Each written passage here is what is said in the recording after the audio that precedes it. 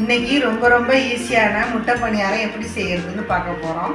எல்லாரும் முட்டை பணியாரம்னா full and full முட்டையை அடித்து பணியார கல்லில் ஊற்றி சாப்பிடுவாங்க. அப்படி இல்லைன்னா முட்டையை மாவோட கலந்து ஊற்றி சாப்பிடுவாங்க. இன்றைக்கி நாம் வித்தியாசமாக ட்ரை பண்ணியிருக்கோம். தனியாக அரிசி ஊற வச்சு அரைக்கணும்னா அவசியம் இல்லை, இட்லி மாவுலே பண்ணிடலாம். இது ரொம்பவே சூப்பராக இருக்குது. வாங்க எப்படி செய்கிறதுன்னு பார்க்கலாம். முட்டை பணியாரம் பண்ணுறதுக்கு தேவையான அளவுக்கு இட்லி மாவு எடுத்துக்கோங்க. ஏற்கனவே மாவில் உப்பு போட்டு அரைச்சிருக்கேன். இதே நீங்கள் போடலைன்னா தேவையான அளவு உப்பு சேர்த்துக்குங்க. ஒரு வெங்காயத்தை பொடியாக கட் பண்ணி வச்சுருக்கிறேன். இதில் பாதி மட்டும் இதில் சேர்த்துக்கலாம்.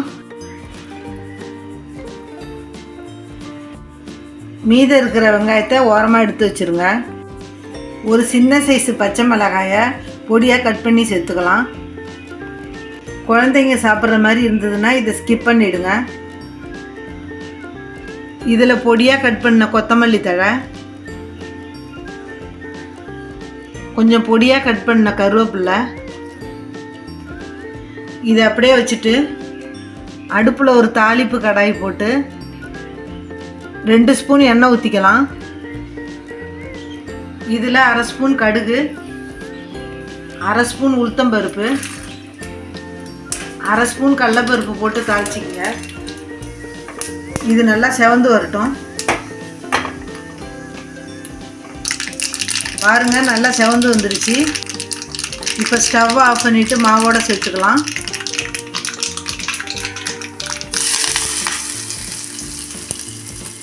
எல்லாத்தையும் ஒன்றோடு ஒன்று மிக்ஸ் பண்ணிக்கோங்க.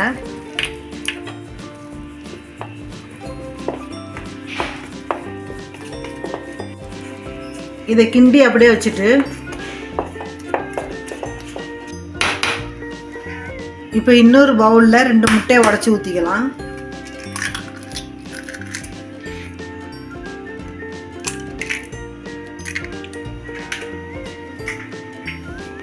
முட்டைக்கு தேவையான 1/2 டீஸ்பூன் தூள் உப்பு, 1/4 ஸ்பூன் பெப்பர் பவுடர். அடுத்தது நம்ம எடுத்து வச்சுருந்த வெங்காயத்தை இதில் சேர்த்துக்கலாம். இது எல்லாத்தையும் நல்லா பீட் பண்ணிக்கோங்க.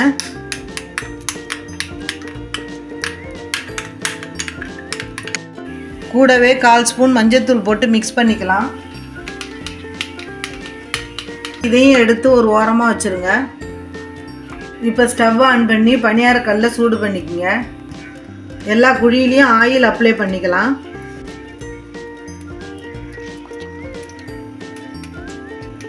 கல் சூடானதும் நம்ம மிக்ஸ் பண்ணி வச்சுருக்கிற மாவை பாதி அளவுக்கு மட்டும் ஃபில் பண்ணிக்கோங்க.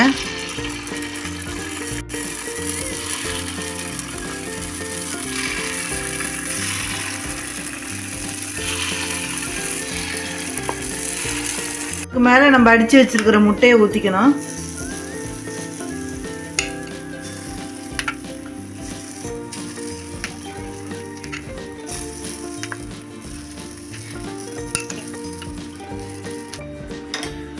இது ஒரு பக்கம் அப்படியே வேகட்டும். இப்போவே நல்லா வாசனையாக இருக்குது. ஒரு பக்கம் வெந்ததும் திருப்பி விட்டுடலாம்.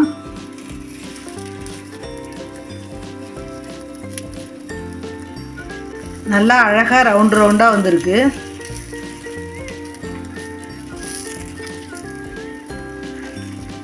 பசங்களுக்கெல்லாம் இதை டிஃபன் பாக்ஸில் கொடுத்து அனுப்பலாம்.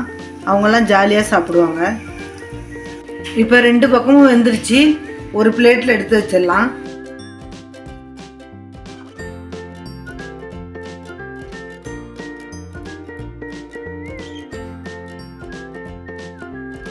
இதே மாதிரி எல்லா பணியாரத்தையும் சுட்டு எடுத்துக்கலாம்.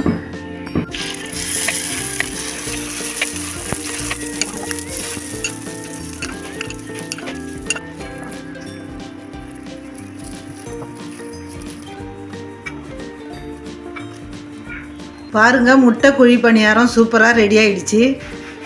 வேணும்னா சட்னி சாம்பார் கூட வச்சு சாப்பிட்டிங்கன்னா சூப்பராக இருக்கும். ஏற்கனவே நம்ம சேனலில் 2 விதமான குழி பணியாரம் போட்டிருக்கிறோம். அதோட லிங்கை கீழே டிஸ்கிரிப்ஷனில் கொடுக்குறோம். பார்க்காதவங்க அதையும் கிளிக் பண்ணி பாருங்கள். நம்ம வீடியோஸ்லாம் எல்லாருமே சுலபமாக பண்ணுற மாதிரி தான் இருக்கும். அதனால் சேனலை சப்ஸ்கிரைப் பண்ணாதவங்க சப்ஸ்கிரைப் பண்ணி வச்சுக்கோங்க. நல்லா சுட சுட பஞ்சு போல் முட்டை பணியாரம் ரெடி ஆயிடுச்சு. கண்டிப்பாக நீங்களும் ட்ரை பண்ணி பாருங்கள். இந்த வீடியோ பிடிச்சிருந்தா லைக் அண்ட் கமெண்ட் பண்ணுங்கள். நன்றி, வணக்கம்.